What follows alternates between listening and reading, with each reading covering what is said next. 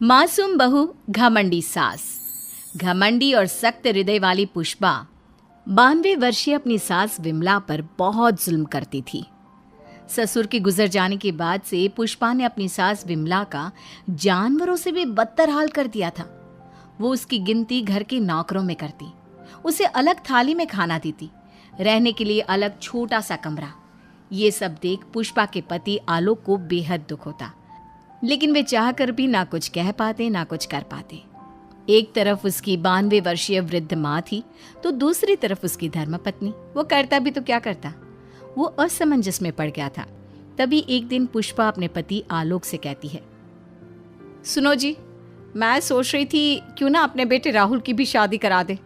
देखो ना, घर का सारा काम मुझे अकेले करना पड़ता है और वो बुढ़िया की देख रेख भी मुझे ही करनी पड़ती है। मुझसे नहीं होता ये सब। ठीक है, हम राहुल के लिए लड़की देखना शुरू करते हैं। वैसे भी अब उसकी उम्र हो चुकी है।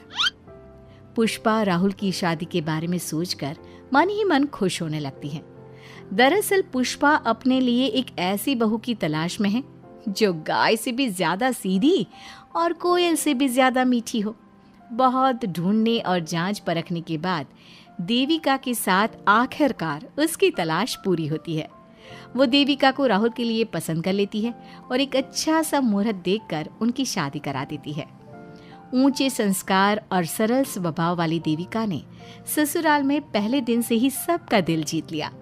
वो रोजाना अपने ससुराल में दिन की शुरुआत पूजा पाठ से करती और सबका अच्छे से ख्याल रखती।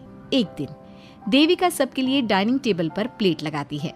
सभी लोग टेबल के पास आकर बैठ जाते हैं। देविका अपनी दादी सास का भी हाथ पकड़कर उन्हें डाइनिंग टेबल पर बिठाती है और उन्हें खाना परोस ही रही होती है कि पुष्पा उसे रोक लेती है। ठहरो देविका। क्या हुआ मम्मी जी? देविका, तुम इस घर में नई हो इसलिए शायद तुम्हें पता नहीं। तुम्हारी दादी सास के लिए अलग थाली है, वो इस थाली में नहीं खाती। देविका मुड़कर विमला की तरफ देखती है और फिर अपनी सास पुष्पा से प्रश्न करती है, लेकिन मम्मी जी, रसोई में तो यही प्लेट थी। तुम यहीं ठहरो, मैं इनके लिए प्लेट लेकर आती हूँ। पुष्पा रसोई में किसी कूड़ेदान की तरह पड़ी प्लास्टिक की प्लेट लेकर आती है और उसी में विमला के लिए खाना लगाती है।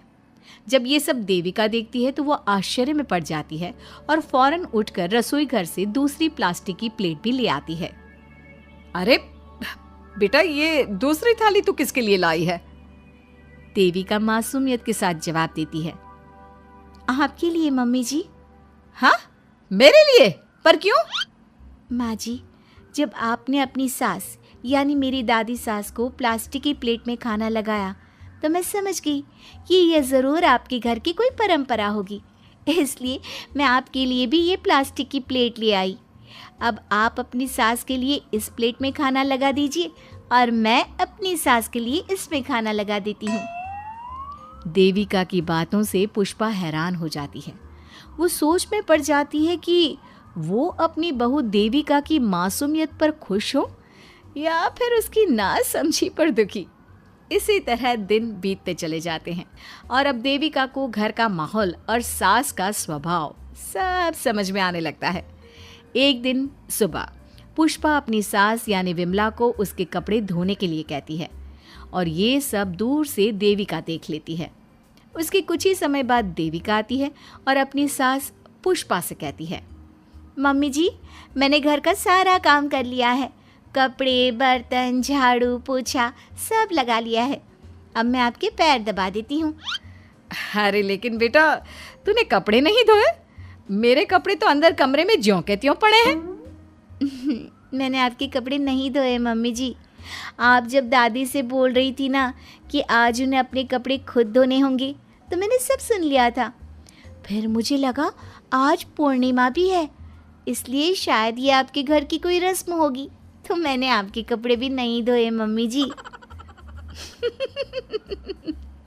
देविका की बातें सुनकर पुष्पा अपना सर पकड़ लेती है और मन ही मन कहती है, ये तो ज़रूरत से कुछ ज़्यादा ही सीधी है। अब क्या करूं मैं इसका? इस बुढ़िया ने मुझे परेशान करके रख दिया है। एक तरफ वो ज़रूरत से ज़्यादा सीधी मेरी बहू जो मेरी हर हरकत को इस घर का रिवाज समझ लेती है, और दूसरी तरफ ये बुढ़िया जो रोज अपना बिस्तर गंदा कर देती है। आए बुढ़िया, अब कौन करेगा ये बिस्तर साफ? बाहर से नौकर बुलाने पड़ेंगे क्या?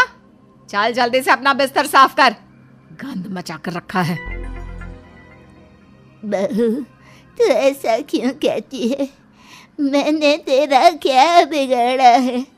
मैंने तो कभी तुझसे ऊंची आवाज में बात तक नहीं की, पर तू मुझसे इतनी नफरत क्यों करती है? तभी वहां आलोक, देविका और उसका पति आ जाता है। क्या हुआ पुष्पा, तुम माँ पर ऐसे क्यों चिल्ला रही हो? अरे देखो ना अपनी माँ को, इस बुढ़िया ने अपने बिस्तर का क्या हाल कर रखा है। कितनी बदबू आ रही है इस बिस्तर से, किसी काम की नहीं ये बुढ़िया। आप एक काम क्यों नहीं करते, इस बुढ़िया को वृद्धाश्रम क्यों नहीं छोड़ आते? आलोक ये सुनकर परेशान हो जाता है। वो मन ही मन अपनी माँ से अपनी गलतियों की माफी तो मांगता है, लेकिन जुबान से कुछ नहीं बोलता। बहू, ऐसा मत कर बेटा, तू जैसा बोलेगी मैं ठीक वैसा ही करूँगी। मैं अभी इस बिस्तर को साफ कर देती हूँ, पर प्लीज मुझे इस घर से मत निकाल।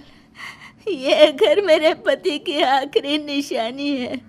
मैं अपनी अंतिम सांस तक इसी घर में रहना चाहती हूँ। माँ जी, दादी सास का बिस्तर मैं साफ कर दूंगी और अब से आपको कोई शिकायत का मौका भी नहीं दूंगी। आप प्लीज दादी को वृद्धाश्रम मत भेजिए। हाँ माँ, दादी को रहने दीजिए ना यहीं पर, उनके बिना ये घर बिल्कुल अच्छा नहीं लगेगा। देखो बेटा, इनका जाना जरूरी है, अब इनकी उम्र हो चुकी है, इसलिए अब इन्हें अपनी बाकी की जिंदगी वहीं बितानी पड़ेगी। इतने में देविका वहां से चली जाती है और कुछ ही मिनट बाद एक बड़ा सा बैग लेकर वहां पहुंच जाती है। देविका के हाथ में बैग देखकर सब अचंभे में पड़ जाते हैं। अरे देविका, तुम ये बैग कहाँ से लाई? तुम कहीं जा रही हो क्या? माँ जी ने अभी तो बोला थोड़ी देर पहले कि अब उनकी सास बूढ़ी हो चुकी हैं और उनकी असली जगह वृद्धाश्रम में ही है, तो मैं ये दूसरा बैग उनके लिए भी ले आई। वो क्या है ना, उम्र तो अब मम्मी जी की भी हो चुकी है, कल तो जाना ही है। इससे अच्छा अभी चली जाएंगी तो दादी सास को भी एक सहारा मिल जाएगा। क्या? क्यों बहू, तू मुझे वृद्धाश्रम भेजेगी हैं, अपनी सास को? मम्मी जी, अगर आप इस परंपरा का पालन करेंगी तो मुझे भी तो इस परंपरा का पालन करना पड़ेगा ना। मैं बिल्कुल आपकी तरह बनना चाहती हूँ। मेरी माँ कहा करती थी, ससुराल में बिल्कुल अपनी सास के नक्शे कदम पर ही चलना, जैसा वो करें और जैसा वो रहे ठीक वैसा ही रहना। तभी मैं एक अच्छी बहू बनने में कामयाब हो पाऊंगी ना सासू माँ। देविका की ये बातें सुनकर पुष्पा की आंखों में आंसू आ जाते हैं। देविका की बातों में उसे मासूमियत के साथ साथ आज बहुत सी चीजें सुनाई देती हैं, जो चीख चीख कर बताती है कि वो आज तक कितना गलत करते आई है। बेटा, तूने तो मेरी आंखें खोल दी। अपने ससुर के देहांत के बाद मैंने न जाने अपनी सास पर कितने अत्याचार किए, उन्हें कितना जलील किया, खरी खोटी सुनाई। आज अगर तू नहीं होती तो मुझे कभी अपनी गलतियों का एहसास तक नहीं होता। देर से ही सही, आपको अच्छे बुरे का एहसास हुआ, यही बहुत बड़ी बात है। मम्मी जी, तो अब आपके सामान का क्या करना है? अरे जा जाकर इसे मेरे कमरे में रख कर आ जा।